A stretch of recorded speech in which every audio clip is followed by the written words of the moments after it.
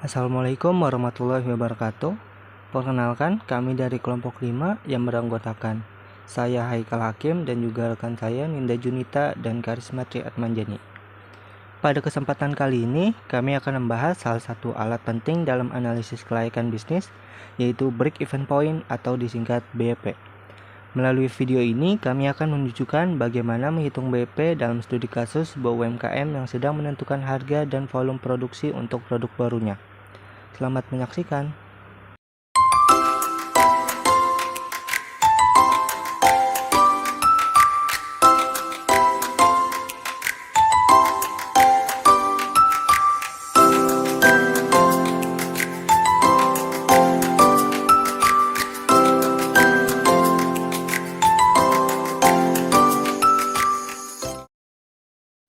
Seperti yang kita ketahui, Break Even Point atau BEP adalah suatu perusahaan di mana tidak mengalami keuntungan ataupun kerugian dalam penjualannya.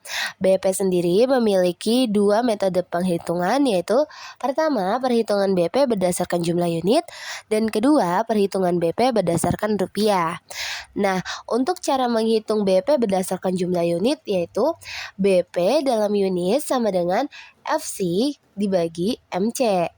BEP dalam unit FC dibagi dalam kurung P dikurangin FC gitu ya. Jadi dia ada dua perhitungan. FC adalah fixed cost atau biaya tetap, MC adalah margin contribution. Kemudian P di sini yaitu price dan FC adalah variable cost-nya atau biaya variabel. Kedua, perhitungan BEP berdasarkan rupiah. BEP dalam unit sama dengan FC dibagi MC persen.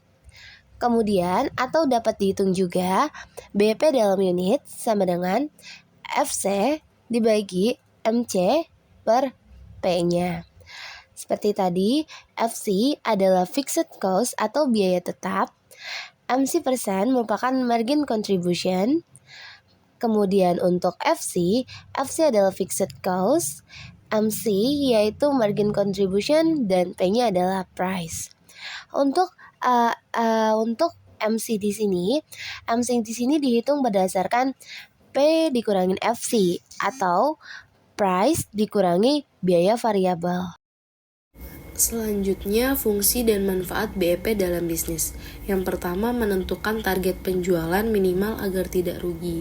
Di sini, BEP membantu bisnis mengetahui jumlah penjualan minimum yang harus dicapai, agar semua biaya produksi dan operasionalnya dapat tertutupi tanpa mengalami kerugian.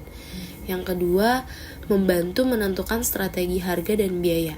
Dengan mengetahui titik impas, bisnis bisa mengevaluasi apakah harga produk sudah sesuai atau perlu disesuaikan, serta mencari cara untuk menekan biaya agar BEP lebih cepat tercapai. Yang ketiga, menjadi dasar dalam pengambilan keputusan investasi atau ekspansi. Analisis BEP memberikan informasi penting bagi pemilik bisnis sebelum mengambil keputusan besar, seperti menambah cabang atau membeli peralatan baru, karena bisa memperkirakan kapan investasi tersebut akan balik modal. Selanjutnya, manfaat BEP. Yang pertama, memberikan gambaran kapan bisnis mulai menghasilkan keuntungan. BEP menunjukkan kapan pendapatan mulai melebihi biaya sehingga pemilik usaha tahu titik awal keuntungan mulai didapatkan. Yang kedua, mengukur efisiensi dan kelayakan usaha. Dari BEP dapat dinilai apakah model bisnis yang dijalankan efisien dan layak untuk diteruskan atau perlu perbaikan. Yang ketiga, membantu mengontrol dan menekan biaya operasional. Dengan mengetahui struktur biaya tetap dan variabelnya, pelaku usaha bisa lebih mudah mengidentifikasi biaya mana yang bisa ditekan tanpa mengurangi kualitas produk atau layanan. Karakteristik perusahaan startup dengan UMKM. Perusahaan startup merupakan perusahaan yang baru dibentuk dan masih dalam tahap pengembangan untuk menemukan model bisnis yang tepat. Sedangkan untuk UMKM adalah usaha yang lebih mapan dengan sistem operasi yang cenderung tradisional. Nah, selain itu ada pun dua perbedaannya. Kalau misalnya perusahaan startup, itu dia inovasi dan teknologinya lebih banyak menggunakan teknologi yang lebih terbaru atau lebih maju. Pertumbuhannya yang lebih cepat, dengan pasar yang lebih luas atau lebih banyak menjangkau. Sedangkan untuk UMKM, itu dia masih fokus pada pasar lokal yang masih terbatas. Dan untuk model bisnis, dia lebih stabil dibandingkan untuk perusahaan startup. Perbedaan karakteristik perusahaan startup dengan UMKM. Adapun beberapa aspeknya yaitu, pertama, tujuan, kedua, ukuran dan pertumbuhan, ketiga, pendekatan inovasi, keempat, skala pengembangan produk, dan kelima, sumber dana. Adapun tujuan perusahaan startup, yaitu pertumbuhan yang cepat dan mengubah pasar dengan inovasi. Kemudian untuk tujuan UMKM, yaitu keberlanjutan dan keuntungan jangka panjang. Untuk ukuran dan pertumbuhannya, perusahaan startup ini dia lebih cepat dan signifikan. Sedangkan untuk perusahaan UMKM, dia masih lebih banyak bertahapnya. Kemudian pendekatan inovasi. Kalau untuk perusahaan startup, dia lebih agresif dan radikal. Sering memberikan solusi yang belum pernah ada sebelumnya. Kalau misalnya untuk perusahaan UMKM, itu dia lebih inkremental atau lebih memperbaiki produk yang udah ada sebelumnya. Kemudian skala pengembangan produk. Kalau untuk UMKM sendiri, dia perubahannya masih kecil. Sedangkan kalau untuk perusahaan startup, dia udah lebih luas dan lebih kompleks. Kemudian sumber dananya. Kalau untuk perusahaan startup, itu biasanya melewati modal ventura atau investasi eksternal. Sedangkan kalau untuk UMKM, itu berasal dari pinjaman bank ataupun pendapatan internal. Pembahasan selanjutnya adalah contoh penerapan perhitungan break-even point pada salah satu UMKM. Di sini bernama Fresh Cup Cafe. Usaha ini awalnya bergerak di bidang minuman kopi dan teh, kemudian melakukan inovasi produk berupa smoothie organik dalam botol yang menargetkan pekerja kantoran dan juga para pecinta gaya hidup yang sehat. Namun, sebelum meluncurkan produk baru, pemilik Fresh Cup Coffee harus memastikan bahwa investasi tersebut layak untuk dilakukan. Untuk itu, kita harus menentukan 3 langkah penting untuk kelayakan usaha menggunakan analisis break-even point. Yang pertama yaitu menentukan harga jual produk, yang kedua menghitung biaya produksi, dan yang ketiga menetapkan volume produksi minimum atau titik impas. Berikut rincian data biaya yang diperlukan untuk menghitung break-even point. Nantinya rincian data biaya ini akan diklasifikasikan menjadi 3 jenis kategori. Yang pertama untuk investasi awal, yang kedua untuk biaya tetap atau fixed cost, dan yang ketiga biaya variabel atau variable cost. Yang pertama kita akan mengklasifikasikan biaya investasi awal. Di sini untuk investasi yang pertama untuk pembelian mesin blender industri sebesar 25 juta. Yang kedua pendingin atau showcase minuman sebesar 12 juta. Dan yang ketiga peralatan tambahan sebesar 8 juta. Jika dijumlahkan untuk total investasi awalnya senilai 45 juta. Selanjutnya kita akan mengklasifikasikan biaya tetap atau fixed cost. Yang pertama ada biaya sewa tempat produksi sebesar 2.500.000. Yang kedua ada penyusutan alat produksi. Kita harus menghitung terlebih dahulu penyusutan asetnya. Di sini kita menggunakan asumsi masa pakai selama 5 tahun. Karena perhitungan dilakukan per bulan, maka 5 tahun dikali 12 bulan yaitu 60 bulan. Untuk menghitung penyusutan per bulan, rumusnya yaitu total aset yang dibeli dibagi dengan total bulan. Sebelumnya kita sudah hitung untuk total nilai aset yang dibeli yaitu 45 juta, lalu dibagi dengan 60 bulan, hasilnya 750.000 per bulan. Yang ketiga, ada gaji untuk satu karyawan produksi, nilainya 3 juta, dan yang terakhir ada listrik dan air, nilainya 700.000. Sehingga ditotalkan untuk total biaya tetapnya yaitu 6.950.000. Lanjut, kita mengklasifikasikan biaya variabel atau variable cost per unit. Ada bahan baku buah organik seharga 6.000, botol dan label 2.500, biaya produksi tambahan 1.500. Jika dijumlahkan untuk total biaya variabel per unit, kita bisa dapatkan senilai 10.000. Setelah mengklasifikasikan dan menghitung masing-masing dari komponen biaya, langkah selanjutnya adalah menentukan harga jual produk. Dalam kasus ini, Pemilik usaha menginginkan margin kotor sebesar 50% atau setara dengan 0,5. Sebelumnya kita sudah hitung bahwa biaya variabel per botol adalah sebesar 10.000.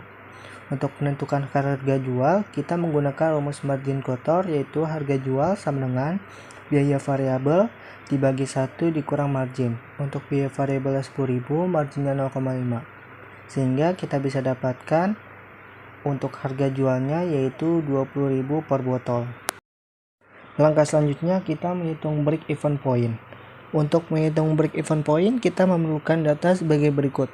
Yang pertama, fixed cost senilai 6.950, variable cost 10.000, price atau harga jual 20.000, marginnya 50% atau 0,5. Rumus BP dibagi menjadi dua jenis, yaitu untuk menghitung BP dalam bentuk unit dan juga dalam bentuk uang rupiah. Yang pertama, kita akan menghitung dalam bentuk unit. Untuk rumusnya, BP sama dengan fixed cost dibagi price dikurang variable cost. Fixed cost-nya 6.950.000 dibagi price-nya 20.000 dikurang variable cost-nya 10.000, kita bisa dapatkan 695 botol. Lanjut, untuk BP dalam bentuk uang rupiah, rumusnya fixed cost dibagi dengan margin. Jadi 6.950 dibagi 0,5, kita dapatkan 13.900.000.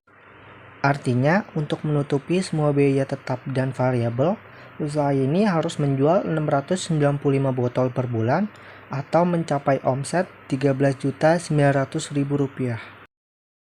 Ada dua cara untuk menghitung volume produksi yang diperlukan untuk mencapai target laba. Yang pertama, menggunakan rumus laba yang diharapkan. Rumusnya yaitu volume produksi sama dengan fixed cost ditambah profit dibagi price dikurang variable cost. Fixed cost-nya 6.950 ditambah profitnya 5 juta dibagi price 20.000 dikurang variable cost-nya 10.000. Kita bisa dapatkan hasilnya yaitu 1.195 pieces. Yang kedua, menggunakan rumus berdasarkan titik impas. Untuk rumusnya, volume produksi sama dengan BP dalam unit ditambah profit dibagi profit per unit. BP-nya yaitu 695 ditambah profitnya 5 juta dibagi profit per unitnya 10.000. Kita bisa dapatkan 1.195 pieces. Kedua rumus memberikan hasil yang sama yaitu 1.195 pieces, namun menggunakan pendekatan yang sedikit berbeda. Keduanya efektif untuk menghitung volume produksi yang diperlukan untuk mencapai target laba. Analisis dan implikasi bisnis Fresh Cup Cafe. Yang pertama, BP relatif rendah dan tercapai. Titik impas BP untuk Fresh Cup Cafe adalah 695 botol per bulan. Berarti hanya perlu menjual sekitar 23 botol per hari jika beroperasi selama 30 hari. BP sangat mungkin tercapai dengan potensi pasar yang berkembang, terutama di kalangan pekerja kantoran dan pecinta gaya hidup sehat. Yang kedua, potensi profitabilitas tinggi. Dengan target penjualan 1.195 botol per bulan, bisnis ini bisa menghasilkan laba bersih sebesar 5 juta per bulan. Artinya dalam waktu kurang dari 1 tahun, yaitu sekitar 9 bulan, seluruh modal investasi awal yang sebesar 45 juta dapat kembali, atau bisa disebut payback periode kurang dari 1 tahun. Potensi profitabilitas ini menunjukkan bahwa bisnis Fresh Cup Cafe memiliki prospek yang cerah dengan arus kas yang cepat dan berkelanjutan. Yang ketiga, skala dan distribusi. Untuk mencapai atau melampaui target penjualan, perlu adanya upaya untuk memperluas saluran distribusi. Langkah yang bisa diambil yaitu dengan menyediakan produk di toko sehat, kantor, gym, atau melalui online delivery. Selain itu, menjaga kualitas produk, branding yang kuat, serta pelayanan yang memuaskan adalah faktor penting untuk mempertahankan loyalitas pelanggan dan memastikan daya tarik produk tetap tinggi. Yang keempat, sensitivitas terhadap harga dan biaya. Dengan margin bersih hanya 10.000 per botol, usaha ini sangat sensitif terhadap perubahan harga bahan baku atau harga jual. Karena setiap kenaikan biaya atau penurunan harga jual bisa langsung mempengaruhi BP. Oleh karena itu, pengendalian biaya dan efisiensi produk sangat penting untuk memastikan bisnis tetap menguntungkan meski terjadi perubahan biaya. Kekurangan penggunaan BP. BP sering dianggap tidak realistis, tidak fleksibel, dan sulit dalam mengklasifikasikan biaya, terutama biaya variabel nih. Nah, adapun beberapa kekurangan membuat BP itu tidak bisa diterapkan pada setiap bisnis. Nah, beberapa kekurangannya yaitu, pertama, perhitungannya hanya fokus pada satu produk. Perusahaan yang menggunakan sistem BP hanya bisa pada perusahaan yang menjual satu jenis produk aja. Kedua, sulit mengklasifikasikan biaya. Karena BEP ini lebih fokus pada perhitungan satu produk aja, perusahaan yang menjual beberapa item ini akan lebih sulit menentukan biayanya. Ketiga, perhitungan hanya cocok untuk operasional jangka pendek. Perhitungan BEP lebih cocok digunakan pada perusahaan dengan jangka waktu operasional yang pendek. Contohnya, yaitu untuk perusahaan-perusahaan yang sedang memperkenalkan produk launching baru mereka. Kelebihan penggunaan BEP atau Break Even Point. Yang pertama, mengetahui titik aman operasional usaha. Dengan menghitung BEP, pelaku usaha dapat mengetahui jumlah minimum penjualan yang harus dicapai agar tidak mengalami kerugian. Ini membantu dalam menetapkan target penjualan yang realistis dan memastikan operasional usaha berada pada zona aman. Yang kedua, mengelola keuangan secara lebih bijak dan terencana. Analisis BEP membantu dalam memahami struktur biaya, baik tetap maupun variabel, sehingga pelaku usaha dapat merencanakan anggaran lebih efisien dan menghindari pengeluaran yang tidak perlu. Yang ketiga, mengambil keputusan bisnis dengan data yang realistis. BEP menyediakan data konkret mengenai kapan usaha akan balik modal, yang menjadi dasar dalam pengambilan keputusan strategis seperti penetapan harga jual, volume produksi, dan investasi. Yang keempat, mengurangi resiko kerugian sejak awal usaha dimulai. Dengan mengetahui titik impas, pelaku usaha dapat menghindari produksi atau penjualan di bawah jumlah yang diperlukan untuk menutup biaya sehingga risiko kerugian dapat diminimalkan sejak awal operasional usaha. Sekian presentasi dari kelompok 6, kurang lebihnya mohon maaf. Wassalamualaikum warahmatullahi wabarakatuh.